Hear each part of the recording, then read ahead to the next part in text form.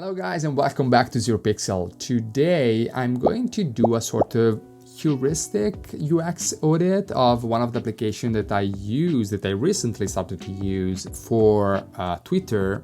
No, well, it's X now, to grow my audience and to eventually, why not, grow my business, which is Hypefury.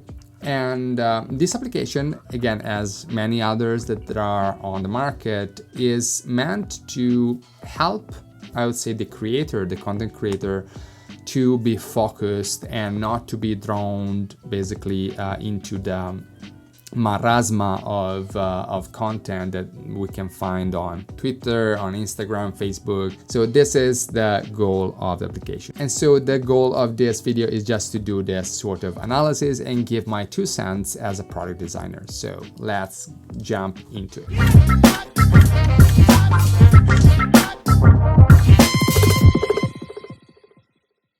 And here we are inside Hypefury, the application actually with the new beta version of the UI. It's pretty, I would say, minimal, which is something that I really like.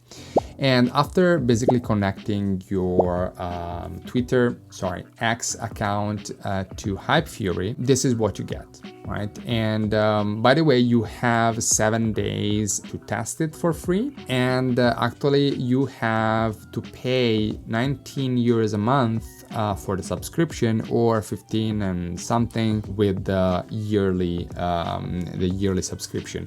So, as you can see, what we have as a landing page is create. And so, as you can see, what I can do here is to start typing something, my tweet, blah, blah, blah, blah, blah, blah, okay? And as you probably know on Twitter, so on X, you can create threads. What are threads is, I would say, the way that Twitter or X created to have more content, more engagement, but always keeping the short length of the tweets, right? So you can tweet, but you can add threads. And if I click on here, so first thing that I see is that I see appearing this sidebar, which I don't know why this appear. And well, yeah, I start to again create my threads of content, right? And this is actually the preview. I don't know why this happens, to be honest, that when I start to create the second tweet, I have this that appears, because anyway, if I want to see it, I just click here. But this should be a voluntary action that the user takes. It's not something that, it happens just because you decided to, right? I mean, in my opinion, there is no added value to have this behavior, and I don't see the point of this, to be honest. Maybe Hypefury did some tests, some user testing. I don't know. I don't think this is useful anyway. What is really cool here are the prompts. The prompts basically give you, I would say, this help to tweet something based on other one's ideas. And you can take, as you can see here, a reuse tweet. You can reuse this tweet, right? And you can change it and post it as your own, right? Which is super helpful, right? Because those tweets are the ones that has been already tested, I would say, that had already some good reach.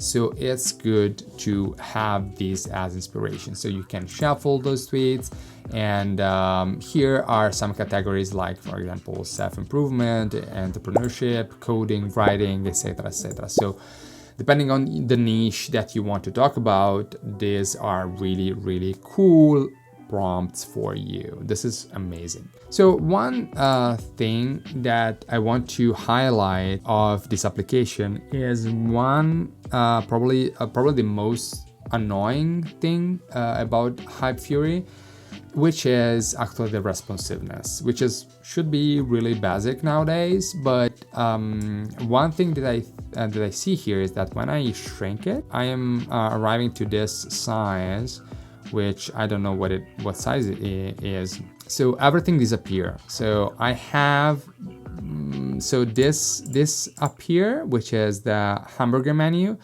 But actually inside there is no menu, which is weird. I mean, what is hiding is the content instead. If I shrink this, right, and I don't have the place where I can create my content, I mean, this is definitely something that needs to be fixed ASAP. It's not good at all. But anyway.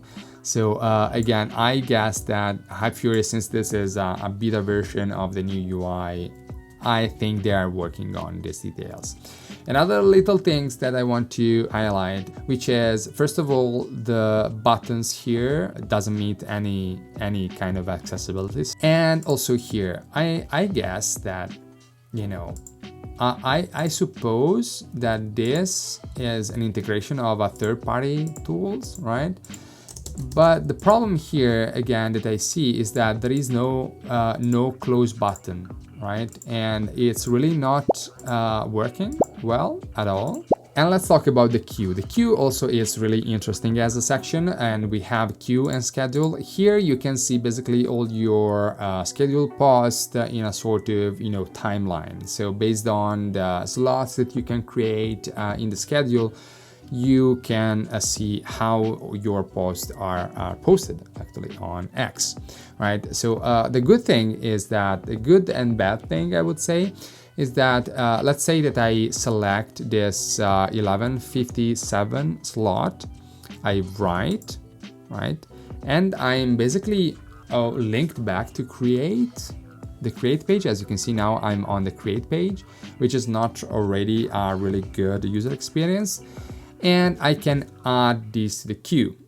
It's okay, because as you can see, we have the Monday 18 at 11:57. But you know, you don't have it in the context. You have it only when you add to the queue, which is not really a good thing. So all of this information should be written above, I would say, of the tweets, because the user should really see in which slot they are writing.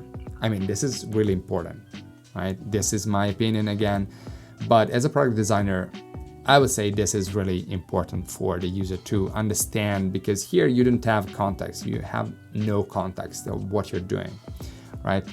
If we talk about the recurrent post, we also have some UX issue, I would say, because here, when you are new on the platform, you have a blank, I would say, a blank calendar, right? And with no explanation of what you can do, what is this section about, and there is no help. And I don't know. Here, I mean, yeah, you can say it's pretty intuitive. You hover over it, you click on this. You should first create categories, and so you should, you know, yeah, you can create a category from here, and after you create this category, you should select the category here that you just created. I mean, it's not probably that intuitive, right? And because first you should create the categories, and after you have to choose the category in which you want to post, right? Anyway, so this is again my opinion, 2 cents on this user flows. I think is not probably the best. Anyway, so the first thing that the user should do, at least the first time, is to manage their categories. And again, here, if I click here, I'm into a new page where I just, you know, basically create my categories, and which are basically tags, I would say. And you see how many posts you have for that tag, and you can start new post and also do other stuff. But let's go high level, right? So first thing, this, why not putting it directly here? I mean, this can be a sidebar, right? So that when I click here, I have a sidebar that appears, and I have all my categories, right? And I can create categories directly there without losing the context. I mean, I don't see the point of having a specific page only for categories, mainly because there are, again, a couple of 2 major, I would say, UX flow issue, in my opinion here. The first is that, again, if I click on new post, what happens is that I go again on create. And okay, this tweet, okay, it's always the same that I created at the beginning, which is okay, sort of saved as a draft. But guys, here I have no fucking clue of where I am. I mean, this is, I'm in to create. I think I lost everything, right? I mean, I was recurrent post, now I'm in create. I have an idea of which section I am, which category I'm writing for.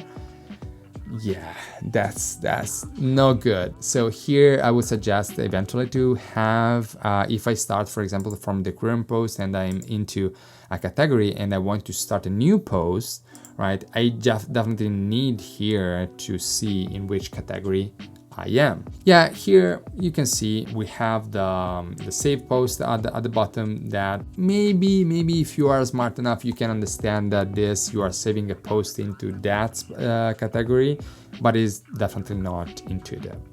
So recurrent post, and again, manage category. If I go inside a category, right? If I click on UX, for example, so here we have, first of all, too many, I would say, prominent actions. We have a new post, we have filters, we have category auto plug, we have this shuffle, all this, which are really also confusing in today's interface. You know, we have a lot of stuff here that is going on, which is not pretty intuitive. I think this should be definitely reorganized in a way. For example, filter here, filter what? What I'm filtering? I'm filtering for, you know, something here, something based on date. Well, again, it's not pretty intuitive. And one thing that it's really lacking here is, first of all, this, which is the name of the category, should be definitely bigger and more prominent. And also, I mean, let's keep, I would say, the category color, because here we lose also. And again, here, what is this, guys? I mean, you are viewing posts in UX category? I mean, seriously? I mean, this is the only way that we can see that we are in this category. Again, it's pretty, I would say, not intuitive. So I create a new post, and again, what is doing is that I'm creating a post in this category, and again, I lose completely the context, because again, I'm here, I go in UX, and if I want to create a new post, right? If I create a new post, I go and create, but I have no context, which is really, really bad, in my opinion. Power-ups, super cool, nothing to say here, apart from the fact that recurrent posts and power-ups, as you might see, we have the interface that sticks to the bottom, maybe just putting, I don't know, 50 pixel margins or something at the bottom could be, you know, better. I don't know. This is my opinion. And again, we have always the same problem with responsiveness, right? So if I shrink it, the main content disappear, and we have the content.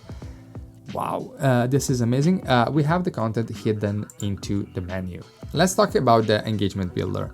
Again, here is probably one of the best features of Hypefury, because it's where really you can engage with the people you want to follow. And the good thing is that you go on the settings here, and you can you know, put here the name of the people that you want to follow. You have a maximum of 15 or 30 if you are a premium, and you can also put some search terms, which is really amazing, right? So you can follow not only people but also search terms. It's really, really amazing. The first issue that I see here is that as a designer, I follow a lot of other designers, right? And the problem is that most of us, we post links, right? And the problem is that the links are not embedded. I mean, I see the link, but I cannot see what's the content in the application, which is really frustrating because I have to go on Twitter, click on Twitter and see what actually they are posting, right? Which is really, really annoying because always, and I have a link, always what? So if I want to engage anyway, I have to go on Twitter and I have to see what this person actually posted, right? Which is really, really annoying. I don't know, again, if this is a problem about the Twitter APIs or whatever. So that's basically a wrap up. It was really long, I know, but I wanted to, give my thought and give my, I would say, usability suggestions for Hypefury for this application, which again, I think it's amazing because it has a specific goal, right? And I love it. I paid for the standard plan, so it's something that I love. I'm getting used to it, but again, I think there is really, really a lot of room for improvement for this interface. And that's it, guys, for this video. I hope you enjoyed it, and let's see you in the next one. Bye.